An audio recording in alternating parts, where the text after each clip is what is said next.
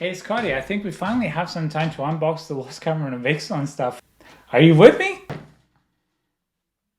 Alright, cool, let's get to it. Hello everyone and welcome to another one of our Lazy Swim unboxing videos. The series where Scotty and I take the time to unbox products and read out cards while letting you know how good they are and if the product is truly worth your time and money. So grab your favorite drink, sit down, lay back and relax as we dive into this unboxing. And today we're having a look at the very special gift edition bundle for the Lost Caverns of Ixalan. Thank you very much Scotty for this introduction. Now I know these have been out for a while and we're lagging behind, and that's because Scott and I have been working in the background for something really amazing and special that we might be able to show you in the next few months. But in the meantime, here we are trying to unbox it. This one arrived straight from Amazon. It did not arrive from a local game store. Shout out to Mox in the Hall here in Edinburgh. And yeah, it's a really cool thing. Gift bundles tend to be the best thing that you can buy due to the value if you can get it around, you know, 40 pounds or so, and that's due to its content.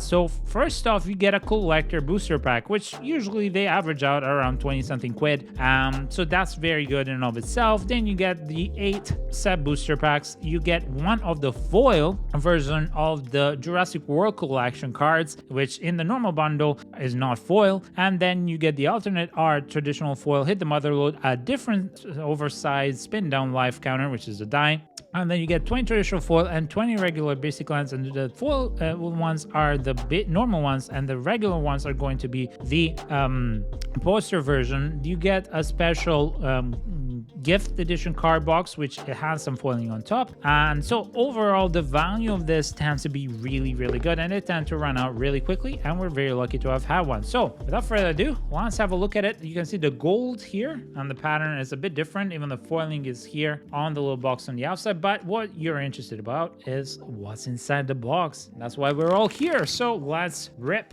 Let it rip, as I say in Beyblade. As usual, I love the box. Oh, look, it's the little amber from the Jurassic World. I love collector boxes and I love gift bundles. So gift bundles are just some of my favorite things to open. Back when they were called fat packs, they used to come with books as well. I wish they did that again. Here's a little bit of an insert that's a bit different than the one that you saw. Oh, it has all of the dinosaurs. Well, that is really cool. All of them are here. That's really nice. You can pause if you want. And then you have this beautiful box. As I said, it's foiled and it has the colors of our logo and our mascot. So I love that. And I wonder who this character is. And then it opens up as such.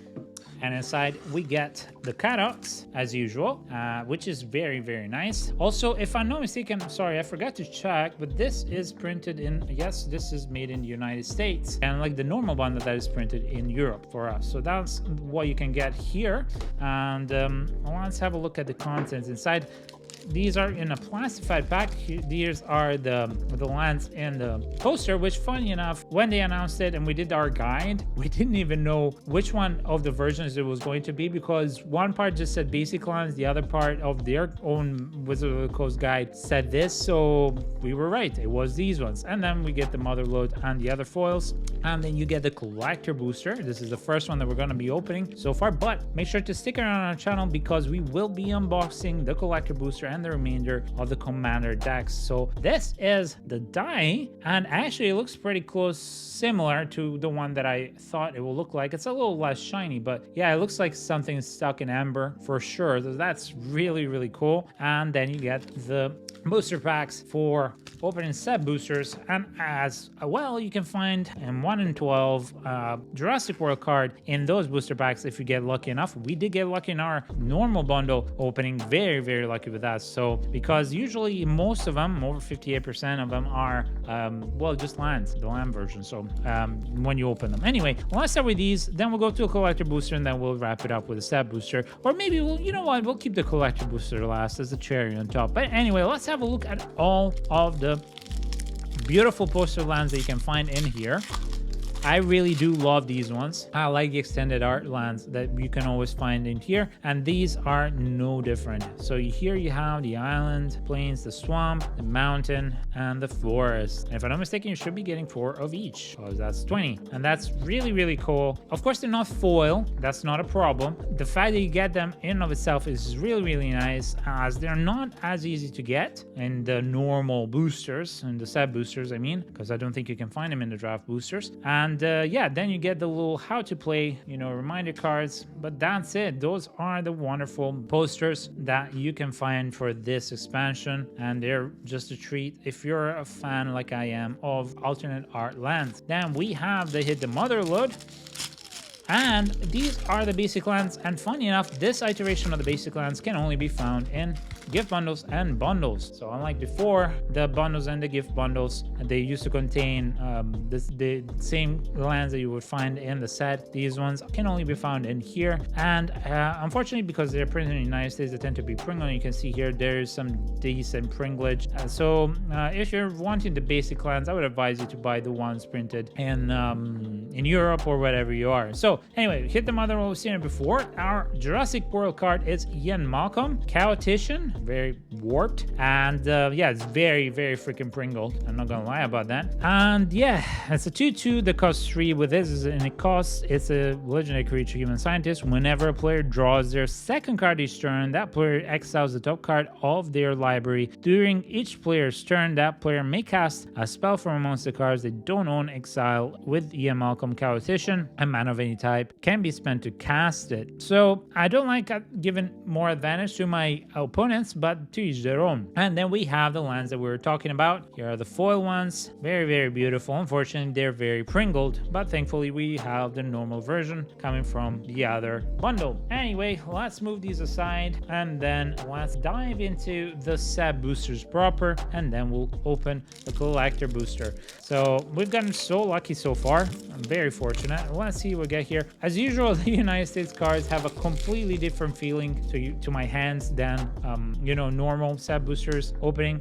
So just keep that in mind when you're opening stuff, that cards from different regions in the world, depending on where they're printed, they will look different, feel different, have even different color hues, making it seem like they're not the right cards and they're not real, but they actually are. So Downless Dismantler, the first in common, Guardian of the Great Door, and also these are harder for me to swip around. Geological Appraiser, Rampaging Ceratops, and the first one is Quatli, Poet of Unity, which is one of the mythics, and we've not seen her before, as this is a 2/3 legendary creature, human warrior bard, costs 3 and it's green. When it enters the battlefield, search your library for a basic line card, reveal it, put it in your hand, then shuffle. That's annoying. Why not put it in the battlefield tapped? Hey-oh. And then for 5, with either of the Boros colors in 2 of the pips, exile this card, return her transformed under your control, or her owners on the owner controls, activate only as a sorcery, and then that becomes the Roar of the Fifth People. This allows you to create 2/3/3 green dinosaur creature tokens. This is a saga, of course, in the first step. And the second step, you have Roar of the Fifth People gains creatures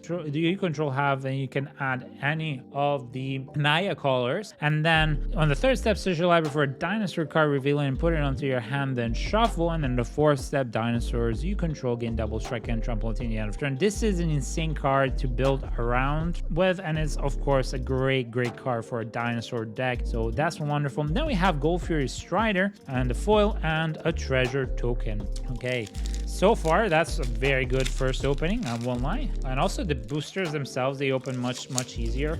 I don't know, did they feel more flimsy this time around? Sometimes it's the opposite, I don't know. It's always strange, the quality control is different every time, but so long as the cards are fine and not Pringle, I'm happy. Okay, Hidden Volcano, foil. Then we have the commons down here, which we've seen, that's why we don't go over them. And then the Council of Echoes, Self-Reflection, Lodestone Needle. I'm sorry if I'm skipping ahead, it's really hard for me with these cards, they get stuck around, unlike the European version. Anyway, Bloodletter of Aklazots is our mythic, yet another mythic that's insane. Ray of Ruin as our foil, and then we get Orc Sure Shot from the list slot. It's a 4/2 Orc Archer that costs 4 and is blank, and whenever another creature enters the battlefield and control target creature an opponent control gets -1/-1 until the end of turn. Okay, list slot, that's always nice. And again, remember, the list slot is only about 12% of packs, if I'm not mistaken, or 10% packs. I don't remember. Let me know in the comments what it is. But yeah, it's if you get quite a few in a gift box, you're very, very lucky. Okay, then we have Ukenbak,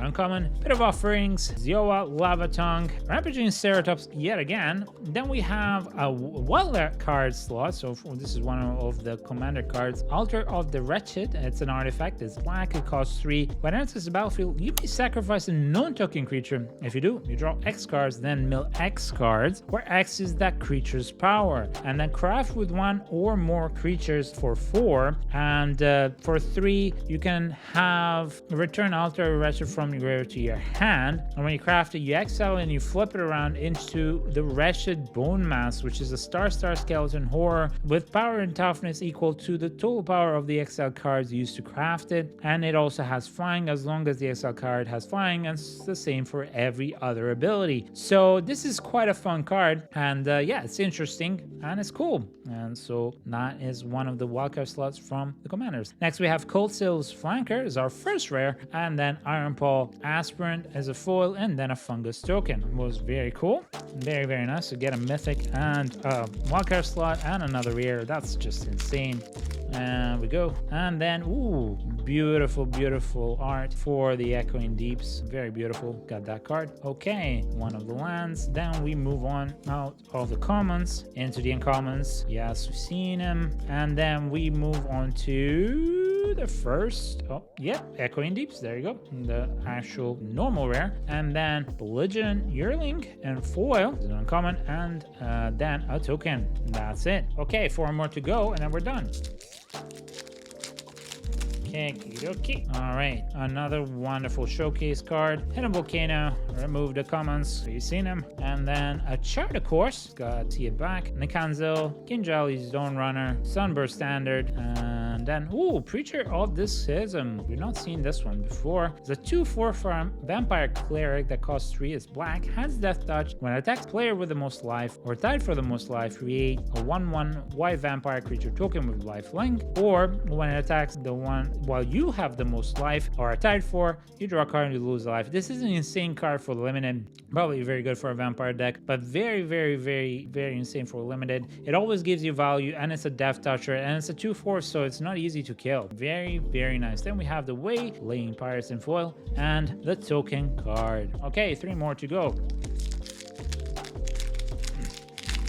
Absolutely wonderful set. Themes are gorgeous. The nature inside of it, the colors, everything, the art, and they put their heart and soul into this, and it shows. I really find every single card just beautiful. And there are some powerhouses in this that I think that will become staple in many things. Here we have the Belligerent Yearling in the showcase version, and then we get Malcolm, Alluring Scoundrel. I can hardly see what's behind it, but this is a rare, a 2/1 flash flying that costs only 2, and it's blue, and whenever it deals combat damage to a player, put a chorus counter on it. Draw a card, then discard a card to loot. And if there are 4 or more chorus counters on him, you may cast this card without paying its mana cost. This is insane. This is a great card for limited. In general, it's a great card. With the fact that you have Explore, the maps and all that, this can grow to be really big, so it can stay alive for longer as fire, so it can dodge a lot of things. Just a great card overall. And next up, we have the Everflowing Well, a legendary rare artifact, costs 3 and it's blue. With Descend 8 at the beginning of your upkeep, if there are 8 or more creatures, you get to transform into the Myriad Pools. You can add 1 blue, and whenever you cast a permanent using mana produced by the Myriad Pools, up to 1 target permanent you control becomes a copy of that spell until the end of turn. Could be fun to play, nothing game breaking, but it could be fun in the right deck. Then we have a Sunshot Militia foil, and then a Gnome token.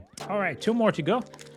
As I was saying, it's really beautiful to experience these cards, and I really think it's a really cool thing. I didn't usually like Ixalan as much. I'm not a huge, I don't know, for some reason, it just never clicked with me, despite the fact that the normal Ixalan set had some really good cards, and this one instead, it's just amazing. Maybe it's also the fact that I managed to actually see some of this stuff up close when I went to Yucatan Peninsula, but yeah. Anyway, Kitesail Larcenist, really beautiful card, really strong and limited. A Kowali, the Seething Tower in the showcase foil, and then a map token. And the last one, this has been a pretty decent opening, I will say. Nothing incredibly strong, but some really good cards. We got 2 mythics. So I think this has been a really decent opening. Oh my god, yes, we got this card in foil in our set booster and set box opening. So the Quintoris Khan is so beautiful. Look at that. This one is just gorgeous. This is the all-tech borderless version. Okay, Hidden Nursery, and then we move on to the uncommons. Glimpse the Core, Spelunking, very good card for commander. It might become a staple. Exile is Lore Keeper, Akawali, the Seething Tower, and then we have Akal Pakal, First Among Equals. It's a 1/5 human advisor, cost 3. It's blue, and it's a legendary creature, of course. And at the beginning of each player's end step, if an artifact enters the battlefield under your control this turn, look at the top 2 cards of your library, put one of them in your hand, the other in your graveyard. This can get out of hand real quick, and it's really, really good for you to filter out stuff on your turn. Very good for limited. And then we have Tectonic Hazard in foil, and then a normal placeholder card token. And that's it for our unboxing for the set booster, but let's have a look at the collector booster. This is going to be the first one that we open. And this is going to be, where have they printed this? This is done in the United States, so hopefully it won't be too pringly. And remember, you get an assured Jurassic World card in each of these boosters, so good luck to us. And you can also get the foil stamp one. But anyway, let's go on with the commons here. Very beautiful in foil. And then we have an uncommon here, and we have a beautiful poster swamp foil, and we have Back the Great Mistake in the showcase, a Get Lost foil, then Thousand Moon Smithy in the extended art rare. Then we get Charismatic Conqueror, which is one of the commander cards. It's a 2/2 vampire soldier, costs 2. It's white, has vigilance. Whenever an artifact or creature enters the battlefield untapped and under an opponent's control, they may tap that permanent. If they don't, you create a 1/1 vampire creature token with lifelink. I think this is going to be cool in the Blood Rights deck for sure. And then we get Breaches, Eager Privileger in the showcase version. Very, very nice. And then we get, the Spitting Dilophosaurus, the 3/2 dinosaur creature, which is iconic of the first Jurassic Park. And it costs 3, it's black. Whenever it enters the battlefield or attacks, you put a -1/-1 counter on up to 1 target creature. Creatures your opponent control with -1/-1 counters on them can't block. This is very, very good. It's not just good for a dinosaur deck. I think this would actually be decent in overall counters deck as well. If you can multiply those counters, it's really, really nice. Then next up we have Sanguine Evangelist. This is a 2/1 vampire cleric. This is the extended foil version, costs 3. It's white, has battle cry, and when it enters the battlefield or dies, you create a 1/1 black bat creature token with flying. And then we get the double-sided token in here. That is a map and an angel foil. Very, very beautiful. So that's it for this unboxing. Make sure to leave a like and subscribe if you like our unboxing, and if you want to see more unboxings of this kind, we'll be unboxing all the other products that are left, including the collector box and reviewing commander decks. And yeah, this was exciting. We got some really cool cards, and we got lucky. We got 2 mythics, a few rares that is quite nice, and of course I'm counting as well the collector booster. We got 2 of the Jurassic World cards. We have some foils, but nothing major, nothing rare. We have some nice alternate versions that are showcase or boardless, and that's about it. So I hope you've enjoyed this. We wish you a lovely day, a blessed day. Be good, be kind, and we'll see you in the next one. Bye.